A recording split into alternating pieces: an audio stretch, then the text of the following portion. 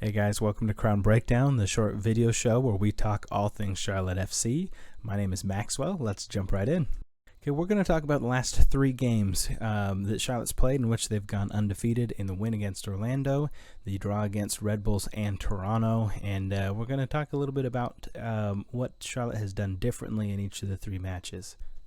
Before we get into the individual matches, let's talk a little bit about how Charlotte FC like to play so we can kind of look at what they do differently in each of these three games. To start, Charlotte like to play in a 4-3-3. It looks something a little bit like this.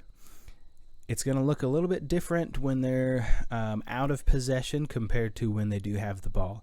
When they do have the ball, they like to bring their fullbacks a little bit inward. Looks something a little bit like this. So leave the two center defenders back. You have Jones, the number 6, who's holding down the midfield, flanked by both the wing backs who are coming inside. Let's talk about what the midfielders are doing in this formation. Jones is going to play in that number 6, more of a traditional center defensive role. That he's not going to stray too far from the middle. He's going to focus on retaining possession and then getting the ball out to the flanks and the attacking midfielders. And then the attacking midfielders, you're going to have one. It's going to be typically on the left side, who's more of the box-to-box midfielder. Bronico has played in this role. This latest game, it was Ben Bender. That on defense, he'll drop back and slide next to Jones as play as a pairing of defensive midfielders, and then when they have the ball, he'll break out and join the attack. And then on this one, I've got Santos in this role, but we've seen Westwood play in this role and Swiderski play in the same role as well, that he'll stay more forward. So let's take a look at the individual games, starting with Orlando. Here's the passing map for this game. I think these show a lot in how the team is wanting to play differently in each of the games. So you'll notice this one against Orlando, the spacing is really open. You had Westwood in that attacking midfielder role in this particular game, where he would kind of stay just right underneath Capetti, and they were playing a lot of direct balls, a lot of through balls over the top. So let's take a look at a couple of clips from this.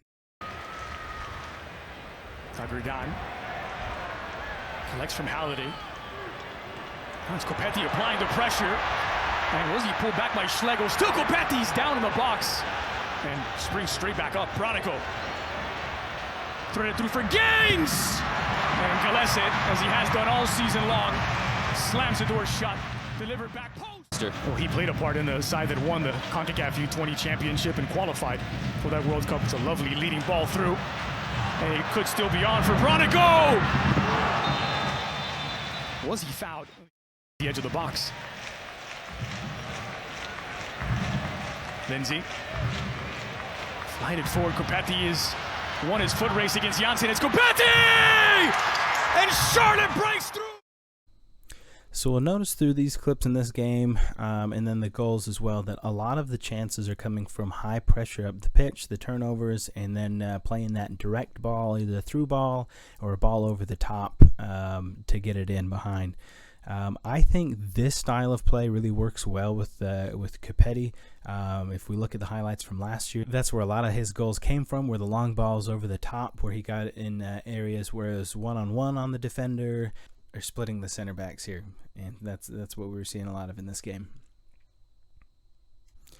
Now, in the next game right after that was against Red Bulls at home. I'll show you these two passing maps side by side so we can really see how big of a difference it was.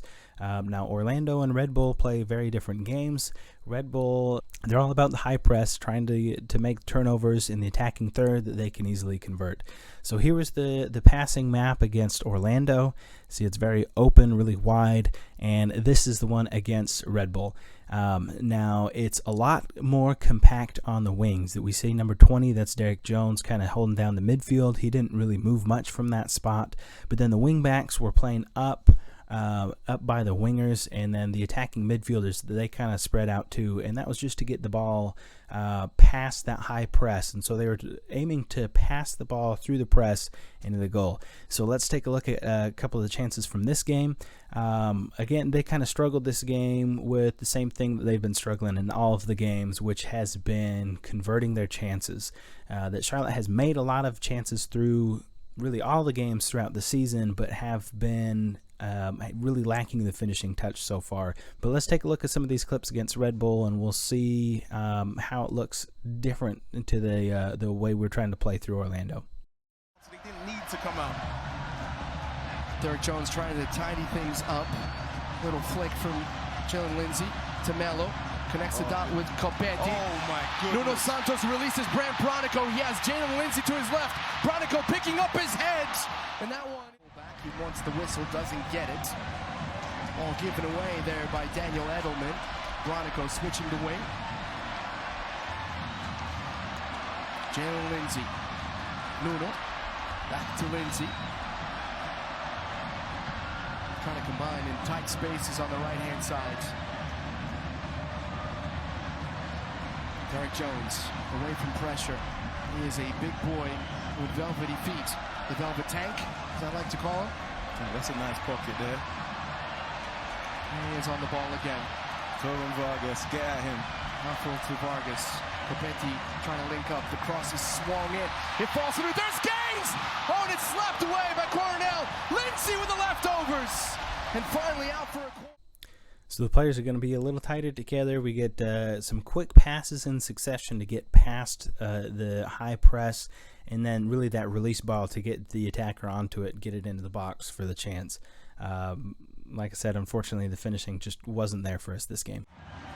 Bossing possession right now, the ground, 77%.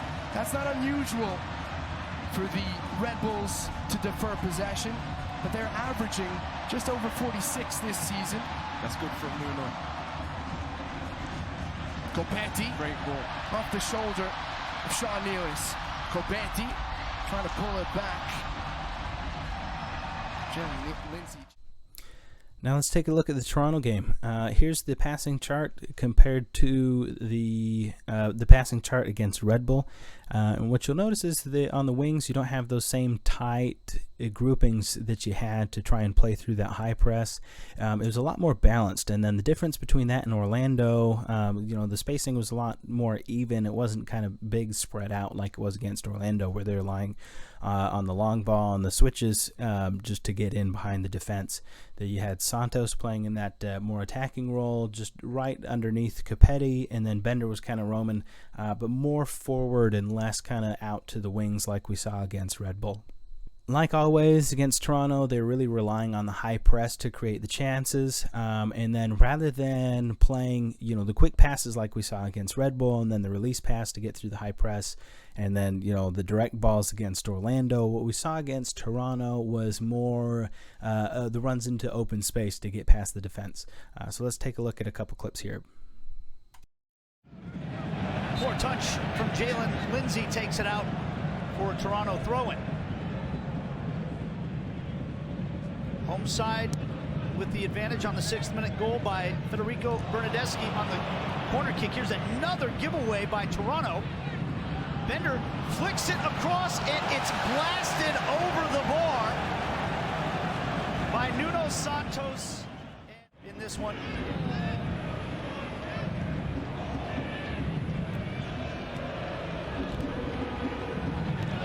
I'll tell you what, that supporter section is in full voice down there tonight. The cold doesn't bother them anyway, does it?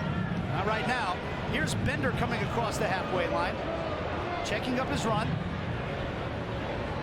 Now Harrison Awful up the left-hand side to Vargas. Driving the ball in. It's a dangerous one, but it's flicked right in to partner up with the young Frenchman, Malanda. Nathan Byrne got muscled off the ball. Here's a giveaway by Toronto in a game. But it's also nice to have a weapon like that on the bench when you're down 2 on the road, right? Yep, absolutely. Here's a ball through to another Polish attacker, Jóźwiak. Bender, it's deflected home, and Charlotte had pulled one back. So I really like the style of play that Lattanzio has these guys playing in. I like the formation. I know it has taken them a little bit of time to adjust to it, where it's really fluid, and you'll see it change a lot. Watching the games, you'll see it shift from offense to defense and how the players line up. I'm excited to see how he'll change his tactics for Salt Lake. Hopefully we can come away with 3 points on the road. Let's hope we can keep this undefeated streak alive, and we'll take a look at what he does the next game against Salt Lake, and look forward to showing that to you guys. Thanks for watching.